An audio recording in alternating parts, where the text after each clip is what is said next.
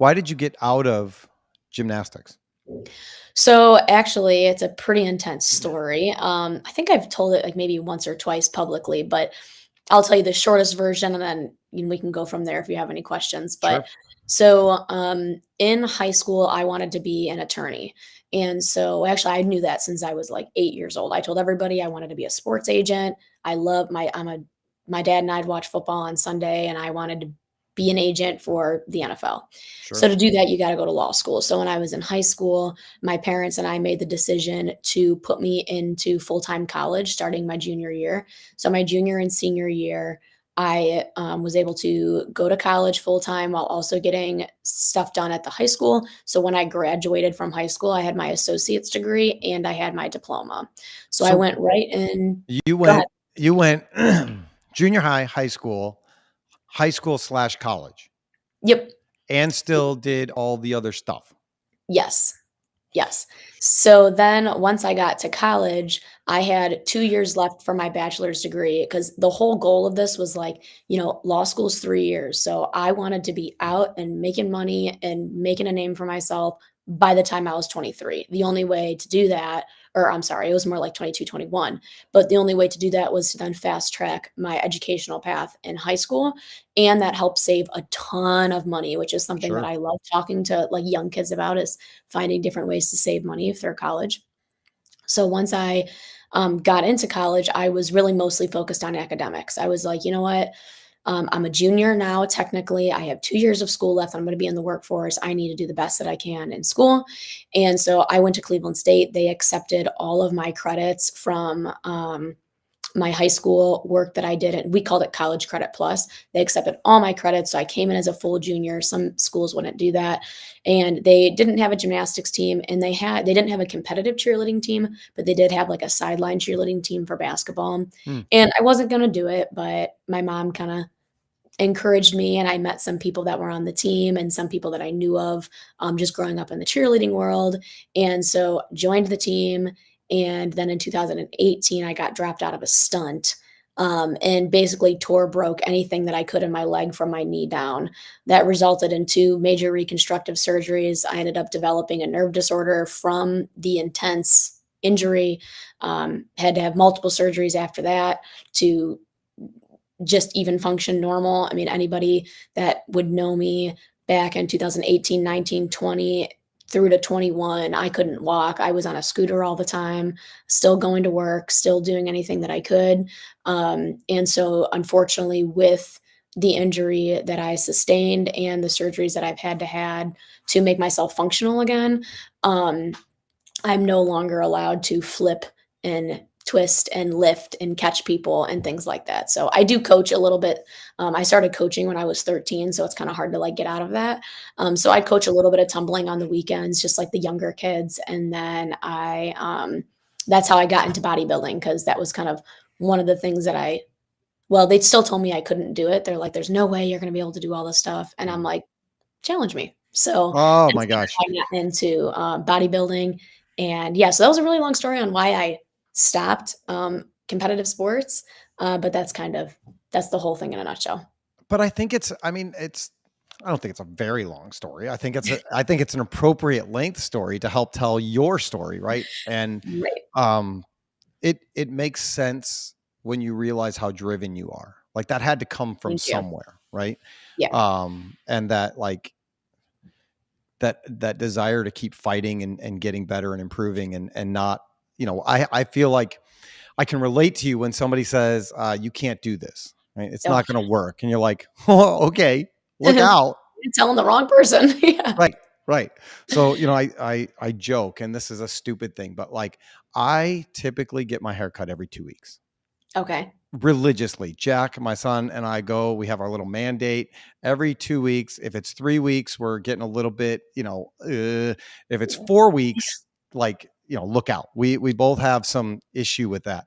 And so I made the bad decision when we were in New Orleans on a mission trip to make a bet with a guy that was there. He's a Green Bay Packers fan, and he has like longer shoulder length hair. And I bet him that if the Bears sweep the Packers, he has to shave his head. And he bet me if the Packers sweep the Bears, I can't cut my hair for a year. And I was like, "You're on." No. And so I lost, and here we are. So we are in month 2 of this experiment, and everybody from my barber to my wife to like best friends are like, "You can't do this. You're gonna go crazy. This is a disaster." And I was like, "Watch me. I'm gonna suffer, but it's gonna be a thing." You're So committed to it at that point. You are committed. I mean, I've told enough people about it that if I don't do it, now I just look like a liar, and I can't do that. I mean, I'm a man of my word, right? If I say I I'm going to do agree. something, and now I go back on it, people are going to be like, "I thought you couldn't cut your hair." I'm like, "Yeah, well, that was stupid. I'm not doing that." No, I What does agree. that say? You gotta commit or not. That's it, right? And I so agree. here we are. So for those of you that think like maybe Kelly kicked me out of the house and that's why I look like a homeless person, that's not the case. I lost a bet, and it's going to be what it's going to be. It's going to be fun. That is hilarious. I respect the commitment to the bet, for sure. Absolutely. I think it's going to be all in good fun. I'm sure I'm going to learn some things along the way. I'm going to, be able to break some things down. That's the way I like to look at stuff is, there's different challenges that we face in life, like falling out of a hold and destroying your whole lower body, right? Like there's things that you can pull out of that years down the line to help somebody else struggling with somebody. And now, not being able to cut your hair is different than like surgeries and broken bones. But I think either way, if you spend some time meditating on it and thinking on it, you can get some life lessons out of all of it. Yeah, I totally agree. I think, in the time frame that all of this was happening, it was like I will say there was never a point where I was like, "Why me? Why me?" Sure. That's totally not my MO. But, you sit there and you think, "Man, I'm never gonna be able to walk like a normal person. I'm never gonna be able to run. What happens if I'm in a position where I'm in a parking lot and I get attacked and I can't run, can't defend myself?" You start thinking about these things and excuse me, I look back on a lot of those thoughts and a lot of that time because there was obviously a very difficult period both physically and mentally, and the physical side unfortunately is going to last forever, but um where you're just down in the dumps, but finding that little reason your why and what's sticking to it, eventually, hopefully you motivate somebody because a lot of people that deal with like the pain, and now chronic pain, that I deal with, they don't do anything and they don't have Right. jobs, and Right. I think they you know I hope one day that I can feel a little more comfortable speaking about all of it, to hopefully motivate somebody that's in a similar position, especially when you're young, to just get out there and just try something. It's going to hurt regardless. I always tell Yeah. people, you are going to Yeah. be in pain whether you are sitting on your couch or whether you are at the Yeah. gym. So you might as well do something to benefit you. You know. It's definitely a mindset. I mean, I think that goes with everything, like people showing up to work or challenging yourself with um, new opportunities at work or new jobs or whatever it is, right? I broke my ankle playing softball. I should have never been playing softball. I don't even like baseball. I don't like softball, but I was new to the neighborhood. They invited us to play. I broke my ankle. So I still have issues. Like that Yeah. was uh 18 years ago and I still have issues, but every morning the first quarter mile on the treadmill sucks, and then everything kind of loosens up, and then you work through it. And at 46 years old, I feel okay. I feel better like from noon on. Like that morning part Right. is Right. The is morning's a little tough. yeah, everything is stiff and broken, and I find myself like having to stretch out my back more in between sets and do all that stuff. But like you said, you're either going to be sick at home, you're going to be hurt at home, you're going to be tired at home, or you can be bettering yourself with every opportunity you can get. Exactly. Yeah. There's no reason to me that just never made any sense. You Yeah.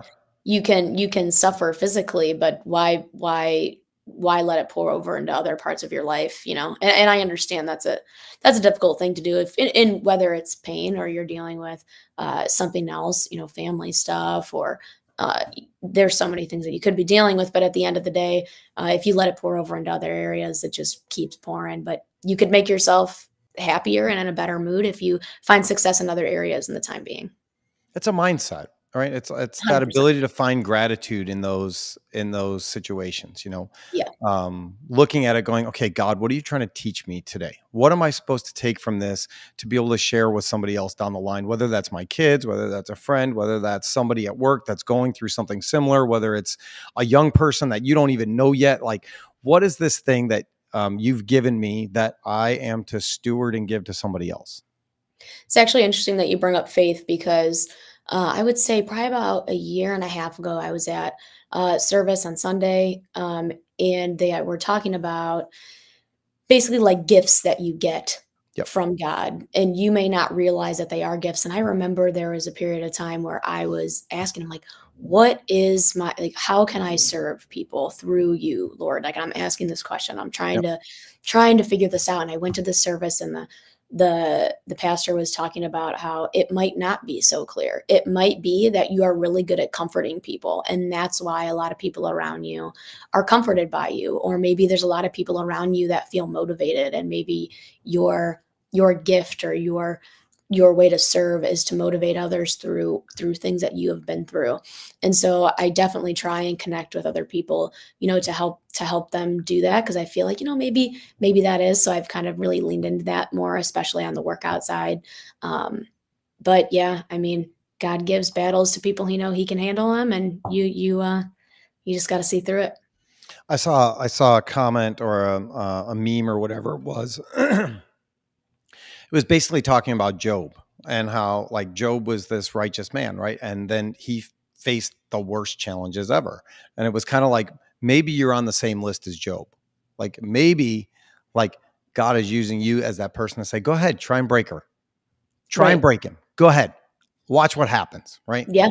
And I got so much kind of clarity out of that and just comfort that maybe I get to be on that team where it's like I get to be that representative that down the line, my story gets to be told in a way that, will bring God glory in that same regard. Hey there. Thanks for watching the Manufacturing Alliance podcast. If you like what you saw, click here to watch the full interview, or you can click our channel link here.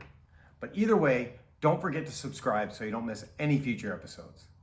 That's it for now. Take care and God bless.